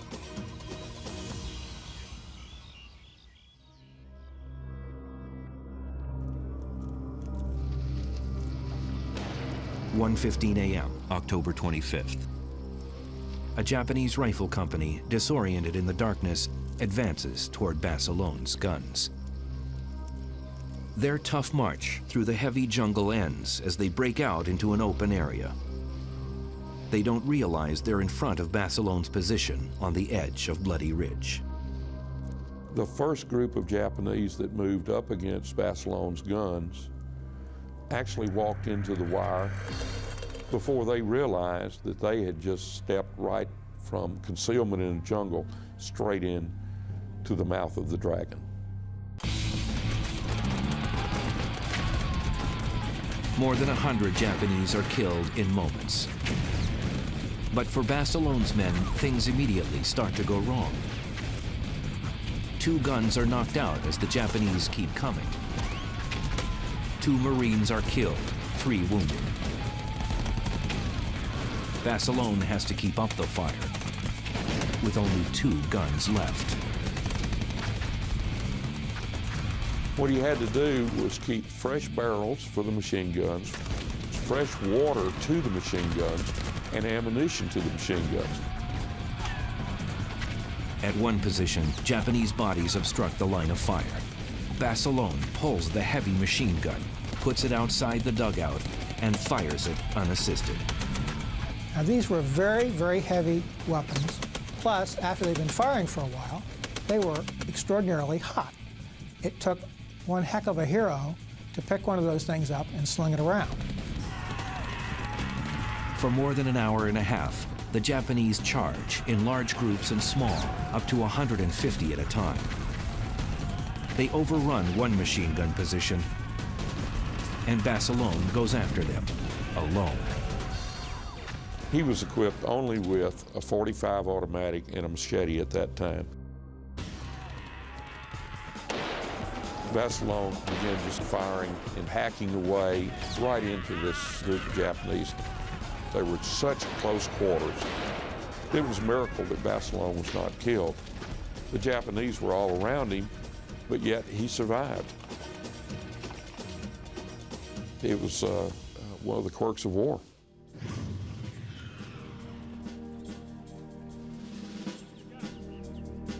The next morning, Basilone walks toward a nearby Marine gun position where the men are eating breakfast, raisins and Spam. Paul Plyler, one of the gun crew, remembers. He said, "You wouldn't believe it. 4 or 5 jumped at me when I was coming up here, and he says, I got him with this machete and my .45. He says, by the way, I'm starved. Could I have some of that?" I still remember that bloody hand going into that, getting him a handful of raisins. And we made him a Spam sandwich. 53 Marines are killed in the second battle at Bloody Ridge. But the Japanese dead are estimated at 2,600. The problem was their tactics, and they were vulnerable. These human wave type attacks on a well-defended position is going to create a large number of casualties. The Japanese mount no other serious threats to Henderson Field. The U.S. Army takes over for the Marines on Guadalcanal, with fighting lasting until February 1943, when the Japanese are finally driven from the island. This was a savage combat. There was no quarter given. There was no quarter asked. They didn't care how many of us they killed. The Japanese did not care how many of them died. And we tried to do everything we could to give them the satisfaction of death. Sergeant John Basilone receives the Medal of Honor for his heroics on Guadalcanal. He'll live just 2 more years. He'll go down on Iwo Jima. Machine gunners Al Schmid and Leroy Diamond both survived the war, earning Navy crosses for their heroism. Diamond's wounds will heal, but Schmid will be permanently blinded.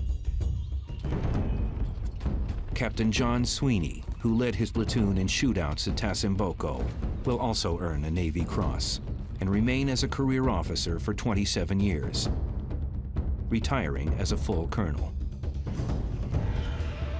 And Sergeant Frank Few also survives the war. He'll earn a Navy Cross and become a professional photographer in civilian life. The shootouts among men on Guadalcanal are critical points where World War II gets personal. Taken together, they add up to victory for some men, death for others, and an indelible imprint on history for all time.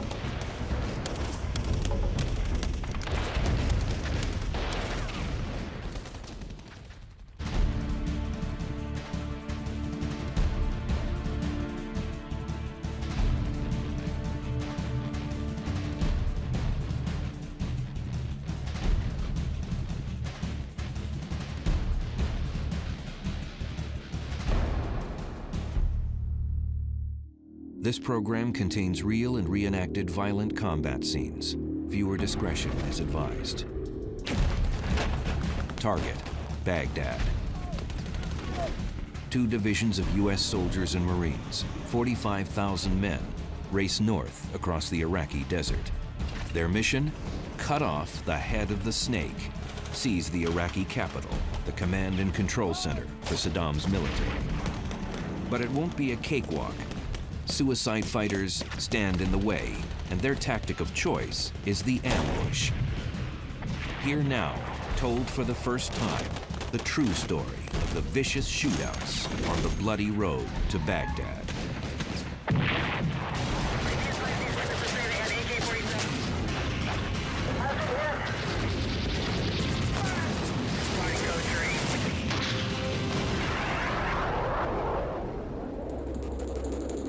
Highway 6, 35 miles south of Baghdad. April 4th, 2003, 1 p.m. Private First Class Joseph Perez of 3rd Battalion, 5th Marine Regiment is hot, grimy, and exhausted from 15 days on the move. The 22-year-old and the 11 other members of his infantry squad have been crammed into an Amtrak, the Marine Corps' amphibious assault vehicle, for over 2 weeks. Every part of your body hurts from just sitting there. We dismounted the tracks a couple times thinking that there was some enemy activity, and the front vehicles are always getting engaged by small arms fire or something like that, but they usually take care of it. Now, less than a day from Baghdad, Perez and his squad are about to get all the action they could hope for. At 1 o'clock in the afternoon, an anti-tank missile streaks from an open field and stops an M1 Abrams tank near the front of the column, dead in its tracks. The armored Marine convoy grinds to a halt. We hear on the radio we're taking small arms fire, RPGs, stuff like that. Lehman Company's getting hit pretty hard. We need to reinforce the company. Perez and his squad pour out of their Amtrak onto the dirt and push forward to the fight a few hundred yards ahead. You hear a bullet go past overhead, and then you knew, this is a real deal. We're not playing around this time. When Perez's platoon reaches the front, they initially take cover near the forward edge of the battlefield. The enemy force they are facing has burrowed itself into random fighting positions across a network of irrigated fields. Some 300 Iraqis in total are unleashing AK-47 assault rifles, rocket-propelled grenade launchers, and machine guns. The Marines carry M16 assault rifles, hand grenades, light machine guns called squad automatic weapons, and AT-4 shoulder-fired rockets. It's a reasonably even matchup in both weapons and numbers. 300 Iraqis against some 350 Marines. Marksmanship, tactical maneuvering, and sheer will to fight will determine the outcome of this clash. Perez and his squad soon come upon an irrigation canal that flanks the enemy entrenchments. The Marines funnel into the canal with Perez in the lead.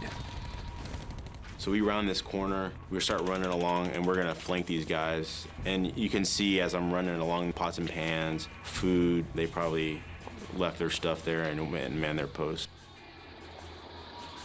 Some 50 yards into the canal, an Iraqi soldier pops over the right bank and shoots at Perez. The guy was actually shooting at me. It felt personal, it's like this is the first time someone's actually engaged me. Perez gets flustered for a moment. And then I realized after about 4 or 5 shots that I've been shooting into the dirt. It's kind of embarrassing, I'm like, hey, calm down, But the young PFC quickly gains his nerve, and he and 2 other Marines scramble over the berm and kill 3 enemy fighters on the other side. 1 threat eliminated. But there's still plenty of enemy fighters scattered throughout the network of trenches. Perez's small team of Marines finds and eliminates 2 more Iraqis. But they scarcely have time to turn around before an enemy machine gun bunker less than 100 yards away opens up on them. Once again, Perez takes action. I have an AT-4 rocket launcher on my back. Shot it at him. Blew 2 of the guys completely out of the bunker. So far, so good. But PFC Perez's luck is about to run out. As the squad moves to link up with another platoon, an Iraqi fighter fires at them from the base of a tree. Perez and another Marine kill him. But 10 yards farther on, a second Iraqi rises and opens fire. I heard the gun go off, and I felt something hit me.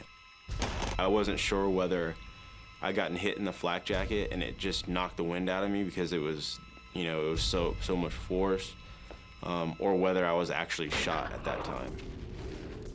A bullet passes completely through Perez's shoulder, and another burrows itself into the skin of his back. When I tried to pick my arm up to move myself, I couldn't even move it. So that's when I knew something was wrong. Despite his wounds, Perez begins directing the fire of the Marines behind him. But some of his buddies are more concerned with his well-being. They were trying to get me medication, and I was like, I'd feel a whole hell of a lot better if you'd kill this motherfucker and get him dead before you worry about me. The Marines quickly do just that, with well-aimed rifle shots backed by a fragmentation grenade. Perez's squad members then quickly turn their attention to getting their wounded comrade evacuated by helicopter. The fight has ended for Private First Class Joseph Perez, but the battle near Highway 6 continues to rage for at least another hour. Then, just after 4 p.m., as the sun begins its downward trek toward the horizon, the firing finally peters out. Many of the dead and dying enemy strewn across the battlefield are young civilian guerrilla fighters called Saddam Fedayeen, Saddam's men of sacrifice. The Marines themselves have suffered a number of injuries, but the U.S. fighters do not waste valuable time licking their wounds. Baghdad is close enough they can smell it, and in their minds, the sooner they reach the capital, the sooner they can topple a dictator and get back home to their families. For the U.S. High Command, the objective of Operation Iraqi Freedom is to take down Saddam Hussein and his regime, not destroy Iraqi's military or civilian population. The key to the operation, in their minds, is seizing Baghdad. The concept that General Franks, who was the overall commander, had was what they called lopping the head off the snake. Get to Baghdad as fast as possible. Seize Saddam and his top generals. Don't stop and fight people along the way. If you can get around them, go for your objective. Once Saddam falls, everything else is going to fall apart. Here's the setup. U.S. forces will launch the invasion from the Kuwaiti border, 280 miles south of the Iraqi capital, and make the rush to Baghdad with two separate forces, totaling some 45,000 men. The Army's 5th Corps, centered on the 3rd Infantry Division, will execute a sort of left hook, sweeping out to the west and arriving at the capital from an unexpected direction. The 1st Marine Division will perform a sort of right cross, taking an avenue of approach closer to the Tigris River. The Tigris is the historic invasion route to Baghdad, and Saddam has stacked several of his divisions, an estimated 90,000 men, along its banks. Among them are the young civilian-clothed guerrilla fighters, the Saddam Fedayeen. They're the worst kind of enemy. Heavily armed, undisciplined fanatics who aren't afraid to put their fellow countrymen in danger. They were extremely impassioned. They weren't good fighters. They obeyed no rules, but they were a distinct danger because they'd attack the convoys from any direction, and you couldn't predict who they were because they looked just like everybody else. The Fedayeen will employ the ambush as a favored tactic, and the AK-47 assault rifle and RPG, a lightweight, easy-to-use rocket-propelled grenade, will emerge as their weapons of choice. The RPG can put a tank out of commission if it hits it in just the right spot. So the Fedayeen were a surprise at the tactical level. It wasn't expected that there were going to be that many of them out there, or that they were going to fight as ferociously as they did. March 20th, 2003. 3 p.m. In their assembly areas just inside the Kuwaiti border, U.S. soldiers and Marines try not to succumb to pre-combat jitters. In just hours, they'll cross the LD, the line of departure, signaling the start of the invasion. At Camp Ripper on Highway 80, Lieutenant Colonel B.P. McCoy's 3rd Battalion 4th Marines are checking and rechecking their gear, trying to stay busy and ignore the rumor mill. You know, we're hearing we're outnumbered 5 to 1, 6 to 1, and you're just like, what the heck? You know, and we're all new. You know, most of our lieutenants had never seen combat. Battalion Commander Lieutenant Colonel B.P. McCoy is a Desert Storm veteran, a highly respected Marine officer and an avid student of both leadership theory and the history of warfare. He spent months training his battalion for an operation of exactly this nature. And just before they cross the LD, McCoy gathers his men together for some final words of encouragement. You are about to make history. We're invading not to conquer and subjugate the people. We're invading to evict the dictator. Remember who you are. You're well-trained. I'm proud of you. Your countrymen are going to be proud of you, too. God bless you, every one of you. Allah! As the moment of departure draws near, McCoy's 1,200 men cram themselves, their weapons, and gear into the bellies of amphibious assault vehicles. For one of the few times in history, Marines will actually be riding into battle instead of marching. At precisely 8 p.m., hatches and ramps close. Smelly diesel engines rev, and the creaky armored vehicles lurch toward the Iraqi border. U.S. troops have done all they could to prepare, and their futures are now in the hands of fate. The race for Baghdad is on. April 3rd, 2003, 9 a.m. Highway 6, 80 miles south of Baghdad. Lieutenant Colonel B.P. McCoy's 1,200-man 3rd Battalion 4th Marines are churning toward the Iraqi city of Al-Kut, a military stronghold. They're on a mission. For the past 14 days, McCoy's battalion, along with the rest of the 22,000-man 1st Marine Division, has been pushing its way north from the Kuwaiti border toward Baghdad. It's been a punishing and unrelenting endurance test for the Marines. Tanks, Amtraks, and Humvees have rolled day and night. You slept some. It was on and off, maybe a couple hours at a time. The first 3 days or so, I don't even know if we slept at all. It was just go, go, go.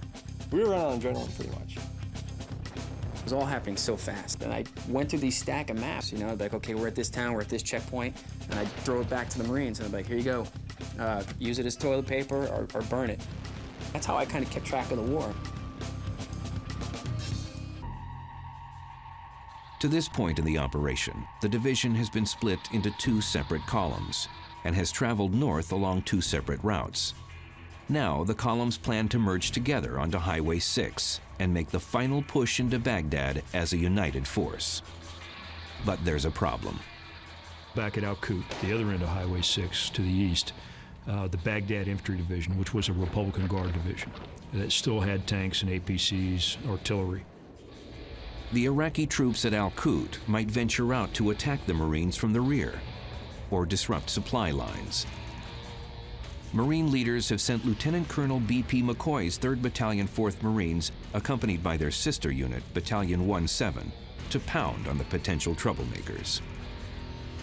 We'd always been warned, you know, not warned, but told. They're like, Al-Kut, Al-Kut, Al-Kut, you know, this is gonna be a big one, Al-Kut's gonna be a big one. It will be one of the toughest face-to-face shootouts of the entire invasion. This morning, en route to the battle, Colonel McCoy is near the front of the column, directly behind the lead tank platoon, a position some commanders deem too risky. You really won't understand what's going on unless you get your butt up near the front or on the front and really see what's going on. And he put himself in that position numerous times. Battalion 3-4's armored column reaches the outskirts of Al-Kut at 9:30 a.m. First thing I remember about Al-Kut is huge elaborate, I don't know, I don't want to call it a statue, but like crossed swords, like when you're going into the city, and I'm like, geez. Just inside Al-Kut city limits, the lead tank platoon passes a palm grove on the right. Then, just before the last tank clears the trees, some 100 Iraqi troops spring an ambush from fighting positions dug into the floor of the grove. And 2 Humvees with 8 Marines, including Lieutenant Colonel McCoy, are in the heart of the kill zone. The initial burst went across the hood of my Humvee in front of my windshield, the machine gun tracers. McCoy's driver can't step on the gas because the tanks are in the way, and the road is too narrow to get around them. They call it a kill zone for a reason. You don't want to be in one. And the doctrine is to return fire and get out of the kill zone and drive out of it. We didn't have that option. With no other recourse, McCoy orders his driver to turn right and stop. The idea to put the engine block and the ballistic glass between us and this machine gun, 30, 40 meters away. But the Marine at the wheel gets confused, and he turns left instead, fully exposing his colonel to the machine gun fire. So now I'm looking out, my window, and my 1/8 inch of fiberglass door, which might as well have been butter, looking out that. So, I kind of give him the look like, what did I ever do to you? The colonel and his driver grab their weapons, dive out of the Humvee, and take up firing positions behind the vehicle.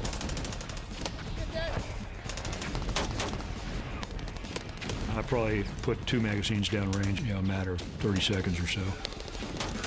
We're putting as much fire downrange to make the enemy duck as possible, just to survive long enough for the infantry platoon to get up. We're fighting as hard as we can. Marines from a second Humvee behind McCoy's are also feverishly returning fire. And soon the battalion's top enlisted leader, Sergeant Major Dave Howell, and Howell's driver, Corporal Mark Evnan, rush forward to aid their colonel. They went to the sound of the guns, disembarked, and started fighting. Corporal Evnan, a good-natured and popular young Marine, quickly preps his M203 grenade launcher. He starts lobbing grenades at bunkers deep in the trees. Mortarman Corporal Andrew Thompson remembers how his friend Mark fought that day. I'd say that right there is probably the most heroic thing I've ever seen out there. Is a guy just told discard for his own, just went out, tried to help out fellow Marines just around him, try to get better ground, better positioning. Out there just tearing it up. For Corporal Evnan and his embattled leaders, it's a matter of survival. Their only chance is to keep the enemy's heads down long enough for an infantry platoon to rush forward and join in the fray. April 3rd, 2003, 9:30 a.m. Al-Kut, Iraq, 90 miles south of Baghdad. In the last 60 seconds, Marine Battalion Commander Lieutenant Colonel B.P. McCoy has been reduced to the role of basic rifleman. He and a dozen of his Marines are fighting for their lives in the heart of an Iraqi kill zone. McCoy's Battalion 3-4 and its sister unit, Battalion 1-7, have been sent to Al-Kut to cripple an Iraqi infantry division headquartered there. As the Marine column crossed over the city limits, Iraqi troops sprung an ambush from fighting holes in the floor of a palm grove. One of the Americans caught in the zone, Humvee driver Corporal Mark Evnan, a good-natured and popular Marine, has loaded his grenade launcher and is blasting rounds at machine gun bunkers deep in the trees. The young corporal, Lieutenant Colonel McCoy, and the other trapped Marines are just trying to hold out long enough for an infantry platoon to make its way forward to help. Fortunately, just as the fight began, Colonel McCoy had managed to make a quick radio call to alert officers behind him of enemy contact to the right. That started a whole series of motions back at my CP, which was following about a kilometer behind. Within minutes, 3 Amtraks full of infantrymen screech up to the fight. Imagine Marines have been in this Amtrak for days. They don't know the size of the enemy, they don't know the composition of the enemy, they don't really even know where the enemy is, except that the Amtrak's going to be pointed in that direction. The fighting vehicles slam to a halt at the edge of the palm grove. Loading ramps drop, and 35 anxious Marines scramble out and into the fray. You come out and it's nothing but a hail of gunfire. All they know is it's contact right, and this is what we do in contact right. But that's all the info McCoy's Marines need. Prior to the war, the colonel spent months in the California desert, drilling his men on preset responses to various attacks. He trained them so hard, so often, they can perform their jobs from sheer muscle memory, as learned reflexes, no matter how stressful the conditions. We spent months and months on the 120-degree heat out there on the desert floor. 1,000 practice grenades we threw. All came into effect there. The Marine infantrymen immediately lay down covering fire and begin rushing forward in teams.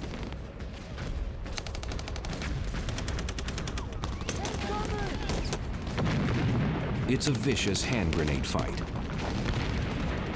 and a hail of bullets from both directions. But within minutes, the fight ends for Corporal Mark Evnen. You can do everything right and still become a casualty. As he exposes himself to fire another grenade deep into the trees, 2 machine gun rounds strike him in the pelvis, just below his protective vest. Evnen's boss, Sergeant Major Howell, rushes to his aid. I don't think it was well-aimed shots that got him. I think it was rounds that were just being fired. There was, it was just a hail of lead going in both directions. The wounded Marine shows signs that he could pull through. When we put Evnen on the medevac helicopter, we thought he was going to be okay. He was, for the most part, coherent. And when the chaplain tried to give him his last rites, he's like, "Hey, chaplain, I'm not going to die." Back in the palm grove, the Iraqis start to give ground. What unnerved them more than anything else was dismounted infantry on their flanks. And the threat of interpersonal violence, a Marine that's willing to stick a bayonet through their skull, is what unnerved them. And really, without exception, they broke and ran. Those that tried to surrender, we gave quarter. Those that were wounded and out of the fight, we gave quarter. But those that still wanted to fight or wouldn't surrender, anyhow, we killed. Gradually, firing from the Iraqi positions completely dies away. An estimated 40 Iraqis died in the palm grove, and some 2,500 Baghdad Division soldiers ultimately surrendered. The U.S. fighters pin their ears back and make for Baghdad. Later, along the way, they receive news about Corporal Mark Evnen. It was the next morning that we found out that he'd actually died in the chopper on the way back. It impacted us all pretty bad because that was our first combat casualty, combat death. When your own brothers in arms die, made it very realistic. Really brought the war home to me. It's like, wow, this is for real. Mark Evnen is the only American to die at Al-Kut. April 4th, 2003, 10:30 a.m. Just east of Baghdad International Airport. By the early morning hours of April 4th, as the 1st Marine Division is closing in on the eastern approaches to Baghdad, the Army's 3rd Infantry Division is already at the western gates of the city. The 1st Brigade is now in control of Baghdad International Airport. And an element of 1st Brigade, Task Force 27, is setting up a blocking position on Highway 8, the road that connects the airport to the city. They also have Iraqi prisoners to deal with, so 2 squads of engineers, about 16 soldiers, are preparing a holding area. Sergeant First Class Paul Ray Smith is in charge of the men. the engineers discover that the area around the airport is a full-fledged military garrison with defense works. You got fighting positions all the way around the airport.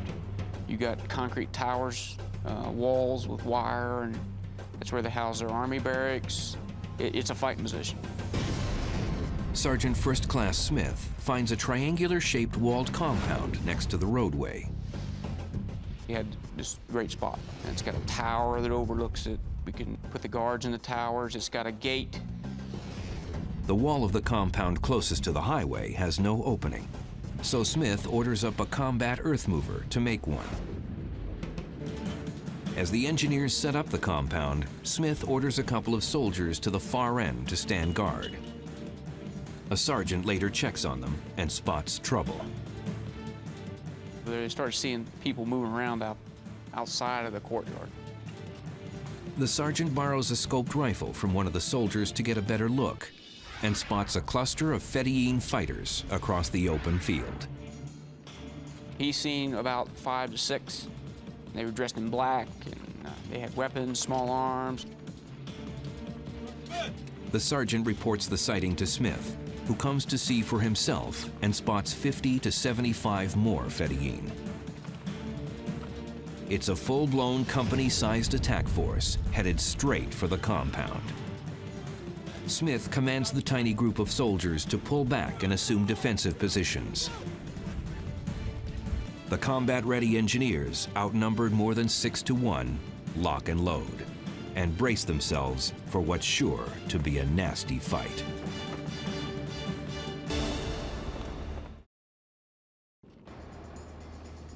April 4th, 2003, 10:30 a.m. Just east of Baghdad International Airport. 16 soldiers from the U.S. Army's 11th Engineer Battalion are bracing for an assault from 100 Fedayeen attackers. An Army brigade seized the Baghdad International Airport this morning and took prisoners. The engineers are busy converting a nearby walled compound into a prisoner holding area, when suddenly 100 Fedayeen fighters dressed in black and armed with AK-47s and machine guns begin crossing a 50-acre open field toward the compound. The man in charge of the engineers is Sergeant First Class Paul Ray Smith.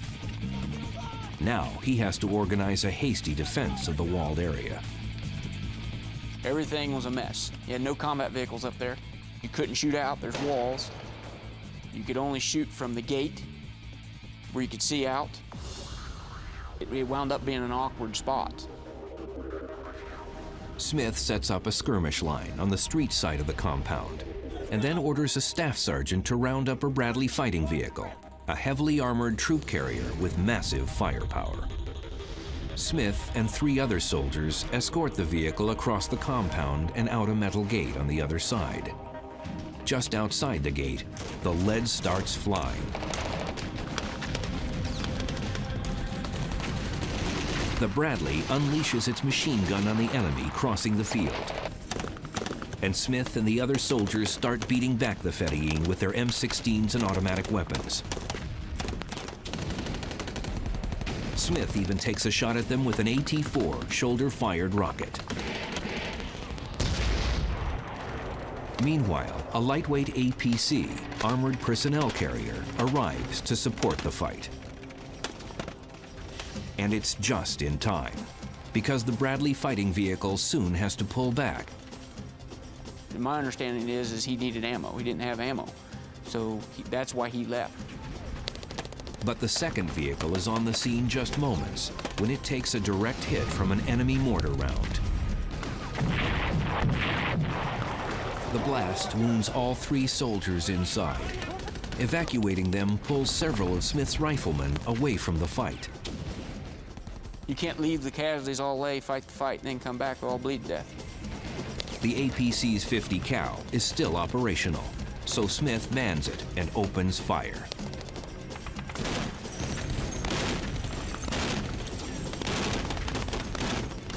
To avoid another mortar strike, Smith orders a soldier to creep the vehicle back through the metal gate and into the cover of the compound. It's a much stronger defensive position. But once inside the compound, Smith realizes that enemy fighters are in the concrete watchtower overlooking the courtyard, and they're firing on his position. How they got in the tower, I don't know. I don't know. I think there's an underground thing that goes into the tower. I think they were in that tower already. At this point, not only is Smith fighting essentially by himself, he must now fire in multiple directions at the same time. Trying to come over the wall. They were trying to come through the gate. And there was people still in the tower. Couldn't kill the tower, though, from the front. It was a small area. They'd come up, shoot a few rounds, and they'd go right back down into behind this concrete. He orders the soldier inside the APC to feed him rounds anytime he hears the gun go quiet. Over the next few minutes, Smith hammers off some 350 caliber rounds, killing dozens of enemy fighters assaulting the compound.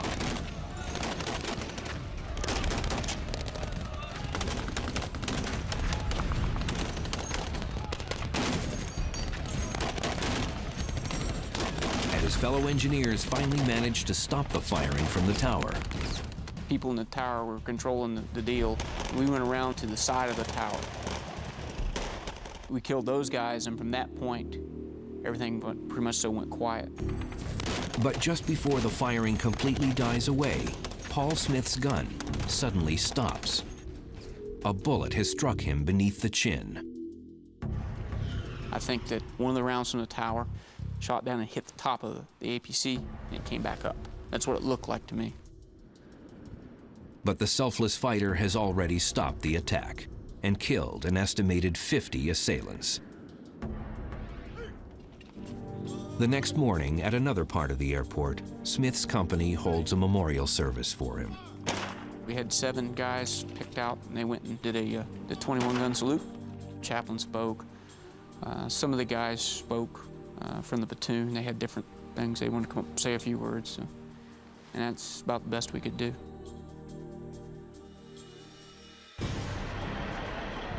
Elsewhere in the outlying areas of Baghdad, other U.S. forces are engaging in assaults on the city. At the southeastern edge of town, 1,200 Marines are approaching a bridge that leads into Baghdad over the Diyala River. This is the expected direction of attack, so the neighborhoods around the bridge are teeming with hundreds of Fedayeen and Republican guardsmen. But the Marines charge forward without hesitation. And as it happens, leading the assault is none other than Lieutenant Colonel B.P. McCoy's Battalion 3-4. McCoy's Marines dismount from their Amtraks and fight their way down the main avenue leading to the bridge. Iraqis had taken off their uniforms and were already in the houses. The air is thick with RPG rounds and machine gun bullets. Enemy snipers fire from dozens of rooftops lining the east side of the road, just yards from the Marines. The Fedayeen seem to be fighting in small groups, setting up mini ambushes and then fleeing. The Cobras are flying over the top of us, shooting the chain guns, and brass is falling all over the place, and there's explosions going off from everywhere. I was like, wow, this is pretty intense. The Marines finally make it to the bridge late in the afternoon. First thing I see when I get to the bridge is Iraqis on the other side dropping mortars, literally on the other side of the bridge, dropping mortars into this mortar tube and shooting mortars. We were lobbing mortars right back at them. And machine gun fire right back at them. But they're in buildings, and so they've got some cover and concealment. And there's another problem. The main bridge had a whole span dropped by the Iraqi engineers. And they blew it when we were probably a kilometer away. The battalion pulls back for the evening to regroup and come up with a way to get to the other side of the river. There's a second, smaller pedestrian crossing next to the main bridge, but the Iraqis have damaged it too. There was probably a 4-foot hole in it. Well, 4 foot, you could kind of get, you know, if a guy could jump real far, or if you could get a couple planks and put them down there, you can get across that bridge on 4-foot path. At first light, McCoy's Marines launch their assault. We all got on line up and down the river, and we're exchanging fire back and forth across the river. The crossing won't be easy. The idea was to not to have to win any medals to get across the bridge, and do it the smart way if we could. We're going to prep the heck out of it with artillery fire. We're going to send mortars on the other side. The last couple rounds of the mortars were going to be smoke, so we can obscure their vision from seeing us running across. At 10:05 a.m., McCoy's Marines charge onto the bridge. With their armored vehicles blocked, the men of Battalion 3-4 will have to breach the gates of Baghdad on foot. April 6th, 2003, 10:05 a.m. Diyala Bridge, southeast Baghdad. Lieutenant Colonel B.P. McCoy's 3rd Battalion 4th Marines are breaching the gates of Baghdad, the head of the snake, on foot. The bridge they'd planned to cross with their tanks and armored vehicles is blown. So this nearby footbridge is their only option. This bridge has also been damaged. The Iraqis blew a 4-foot hole at its center, but McCoy's men have found a way to patch it. Still, the Americans knew the crossing wouldn't be easy. When you're all stacked up on a narrow bridge like that, all it would take was one machine gun or one RPG, and you'd make for a very long afternoon. So they spent an hour or so peppering the opposite bank with artillery, mortars, and small arms fire of every type.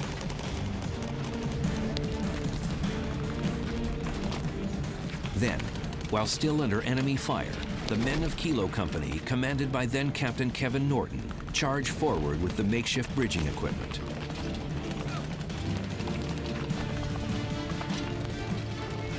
The bridging gear gets tossed in place, and the men race to the other side.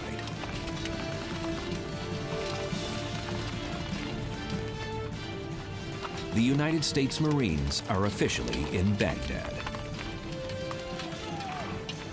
We go over the bridge and cross through and start clearing out all this area, and there's some nasty marshy fields over there and some houses. The whole time as we were going, the mortars were just dropping like right in front of us. We were running underneath of it as it was just blanketing us going in and clearing out everything.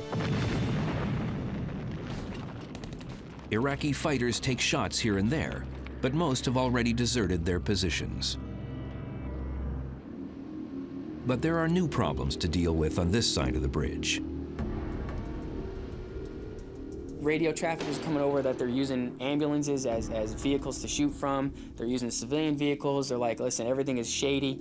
You know, you got to make the tough call out there. So I'm like, okay, roger that.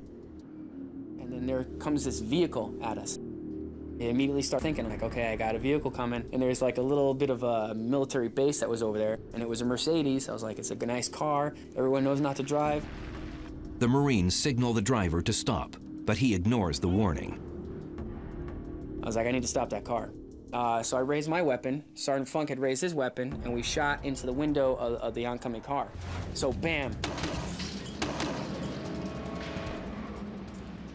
And then a white flag comes out of the passenger side. Like, okay, this guy might not want anything. We'll see. Then the flag goes back into the car, and the engine, you can hear the engine rev. I was like, he's coming. Lieutenant Langella orders a corporal next to him to take out the vehicle with a grenade launcher. Boom, he launches it into the car, and the car just, boom, on fire. Despite such surprises, Marines secure both sides of the bridge in 2 hours' time, and combat engineers get pontoons in place across the river.